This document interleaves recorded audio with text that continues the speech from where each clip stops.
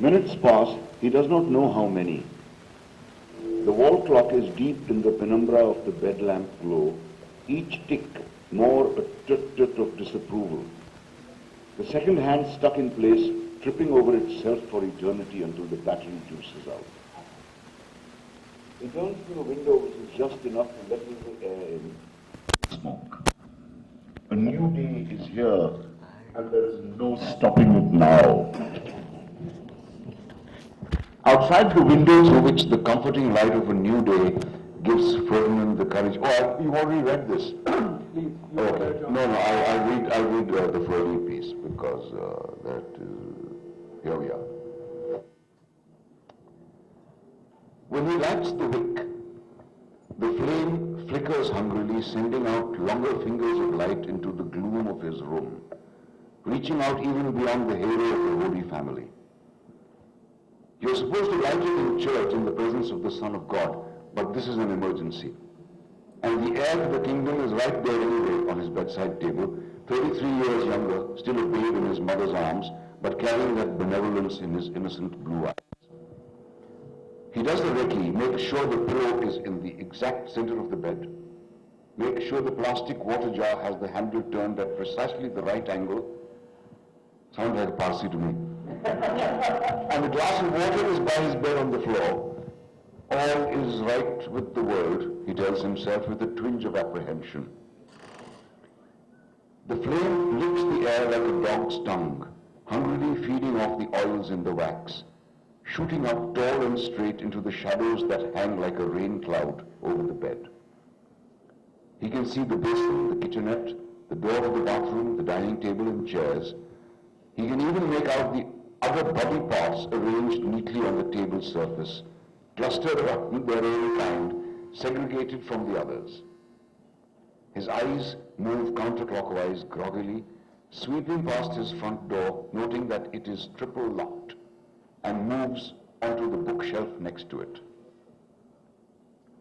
All of a sudden, his attention snaps back to the right.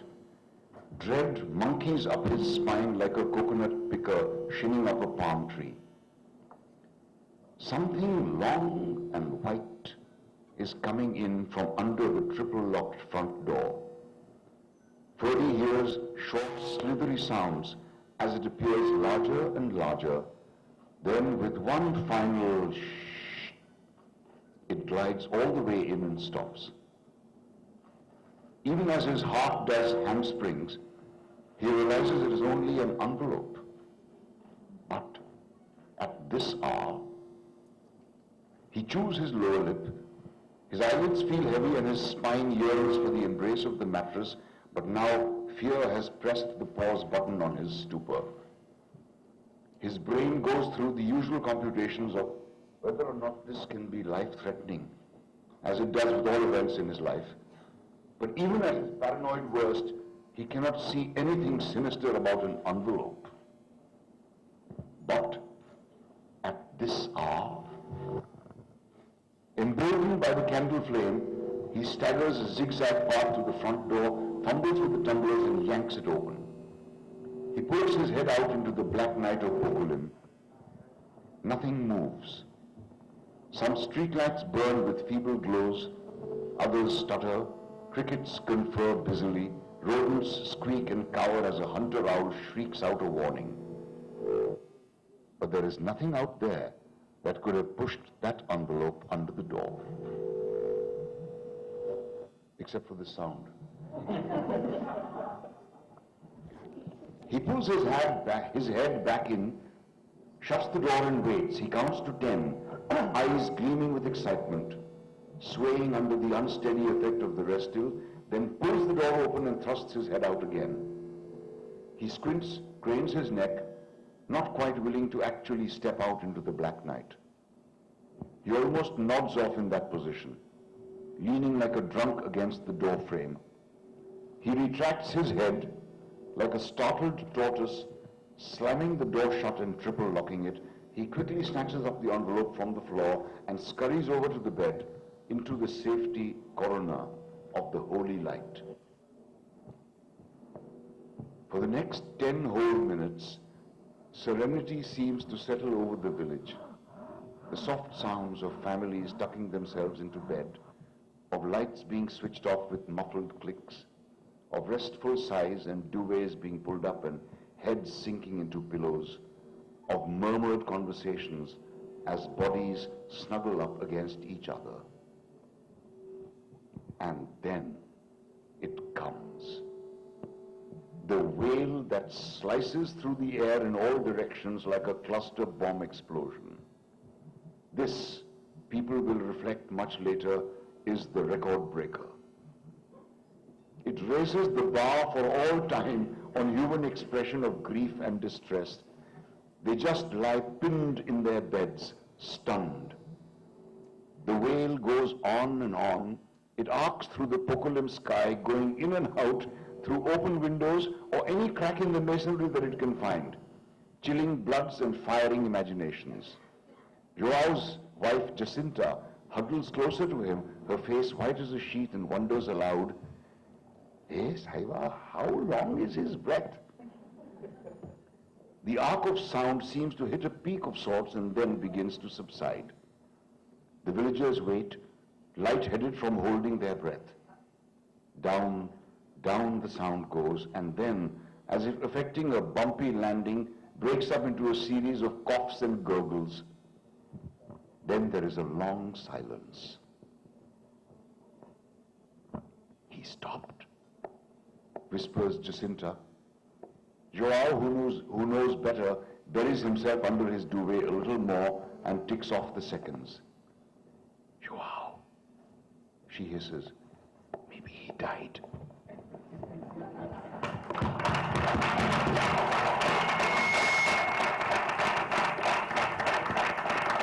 Thank you. Can you just tell us a little bit about how hard it was to write that? I mean, we know that there's a story, and we know what the story is right in the beginning, but the writing process. Tell us a little bit about the process of actually writing this book. So anyone who attends the first novel, I write columns primarily, and my problem is the opposite now, because I'm so used to finishing in 800 words without wasting a single word. All the descriptions that Kersi, flourishes on, I can't seem to do that. So I have to finish, and then I'll keep adding, okay, the sunset was turning, from a bruised purple to a mango yellow, whatever he does. But so for me, it's actually it's pretty much the opposite. I'm used to writing very succinctly. Yeah. So, take a few tips from you. what that's going to happen next, or what's the film that's going to happen next, or what's the collaboration that's going to happen? Collaboration, I don't know. Inshallah, we'll see. There's a second book out. It's about a third of the way through. I'm just following the same procedure. I'm just spewing it out, and I'll get around to sort of taking a huge moving, and I would like to read that. I asked Kersi if I should, and he said, I don't know because you're giving it away. But the fact is, it's not a murder mystery. I don't think we'll be giving anything away. But it's really, I was very, very moved by this bit. Rosie took care of everything. I tell them, made sure everyone came for the funeral. I think she went around to every house and yanked them out. She looks a bit hollow these days, like that enormous volume of flesh is slowly evaporating inside her. Her skin is flopping around the empty space. She cried the most. Her eyes were hot springs that continually gushed, her mouth forming a miserable little O. And when she looked up to the heavens, as though checking out Ferdy's next stop, she looked like a fat seal about to twirl a ball on her nose. Savio and Angie, they are still around, still fucking. Rosie doesn't know or doesn't care. Someday they'll marry, have kids, grow old, die. No big deal. I'm thinking of inventing a cocktail, I tell them, and naming it after Ferdy, calling it Ferdinand's Fling. Kind of sounds like Singapore sling, no? It's not going to be anything classy, just some coconut feni with 7-Up and mint and lemongrass and lime. Keep it simple yet strong, a bit like Ferdy was in his last days. In the middle of all the nudes, Tracy says, there was one portrait of a man, a thin, long face. That one, it fetched the most. Really, I say, giving them a hint. Story's over, you can now fuck off, pardon the French. Go back to your guest house, hotel, wherever. She says, critics say it was the most expressive, intense portrait seen this entire century or the last. No two views were ever the same. Some saw the most elegate despair, bleakness. Others saw madness. Some likened it to a war victim photo, a man who had watched his entire family massacred. Others said it was a mass murderer looking slyly repentant. It fetched 468,000 pounds, she says. The fat nudes, they were the sideshow, said some critics, as if he was saving up his mojo for this masterpiece, she says. Rumor has it he did a whole series of them, maybe 5 or 6, but no one knows where they are. If they are found, they will be priceless. After he dies, even more. The man in the... She points to my wall. Looks like that painting. They leave. I clean up. Who would have thought? I muse. Ferdy and his daft love story. New leathery skin and fresh mojo notwithstanding, still Ferdinand. Invisible in a crowd of one. Insignificant as an appendix. Useless as a wet dick. Boring as a nun's dream. Irony, I tell myself, I will probably never sell that painting. But I may sell the others if I can get them back. I gave 2 to Angie, 1 to Rosie. The 2 Angie has, one of them is of a man shuffling down a road, bent over with defeat, yet going on. The other, a thin, tall man staring into the coffin of an enormous lady. They give me goose flesh every time I look at them. The look and expression on that man's face. Experts will join the dots, say it's the same guy, the one that went for how much? Alive, worth 468,000 pounds. Dead, 3 times that. Bloody hell. I should have such choices for everything in my life. Rosie has made hers into a shrine.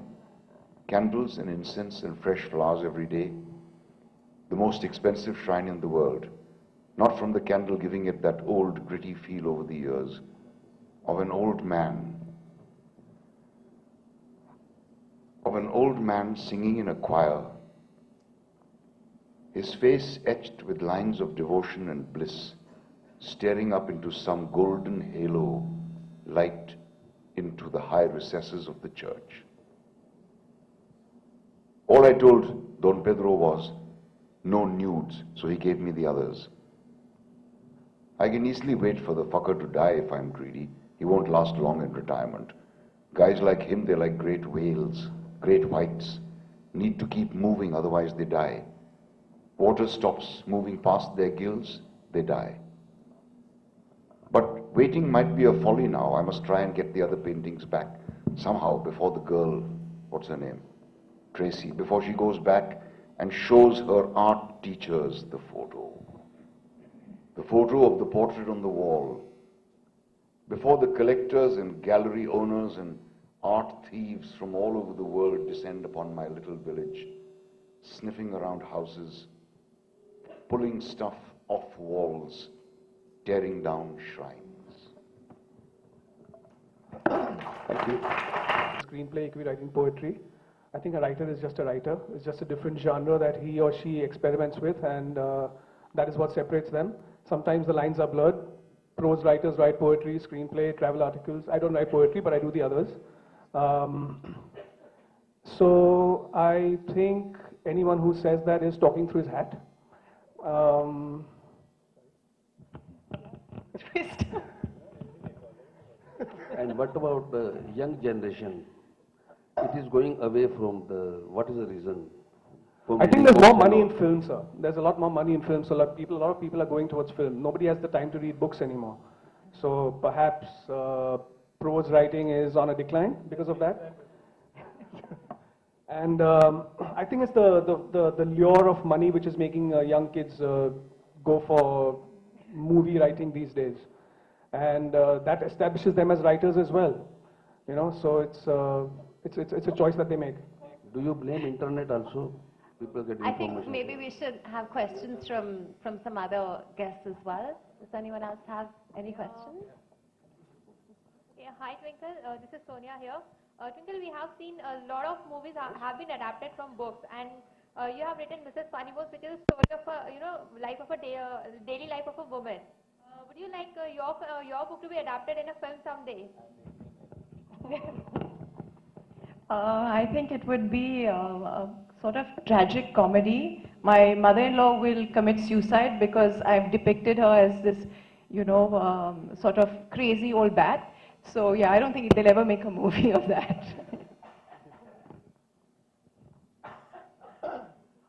Twinkle, I have a question for you. You said you're not romantic, you're practical. How is Akshay? Is he a die-hard romantic or is he as practical as you are? I don't know who Akshay is. Thanks. Yeah, let's stick with the conversation at hand. Any other questions? Yes, Twinkle, the question is for you. When we talk about the village of pointless conversations, so in Bollywood, do you think many relationships, come to a pointless end, and which is why we are seeing so many breakups in 2016? No. What is your take on this? I'll ask Nasir to answer that. Yeah, the answer is no. Next question. Yes, please, Mahesh, go ahead. Yeah. This is going to be a difficult one. Not at all, just bring it back to sanity, I guess, or insanity. Homie, Gersan, you both know South American magical realism. Were you both influenced by this? I don't. You don't? Well, Homie does. Never read Marquez in my life. Yeah. That, I'm just saying, was there an influence within the writing and the conception? I know even in the film there was an attempt. I think as much as Casey denies it, he's extremely influenced by it because of what all I have told him about Marquez since he can't read Marquez. There's another quick one actually for the publishers, just listening to Nasir read like this. Money for that.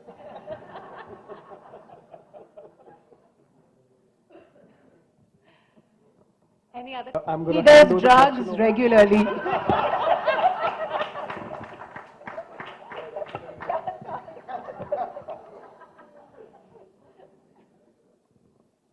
Oh, sorry, you're still waiting for my answer? No, I actually have spent some time in Goa like everyone else, and if you just listen to any auntie or uncle speak over there, and you can just assimilate their voice into your speech, and literally that's it. And if you just pick up a book on Mario Miranda cartoons, you will know everything you need to know about Goa. You get the toddy tappers, you get the taverna thing, you'll get somebody called Petrocius Pimenta di Bartoloso, whatever, So it's, just pick up a book on Mario Miranda and that'll be enough for you to fake a novel on Goa. That's what I did.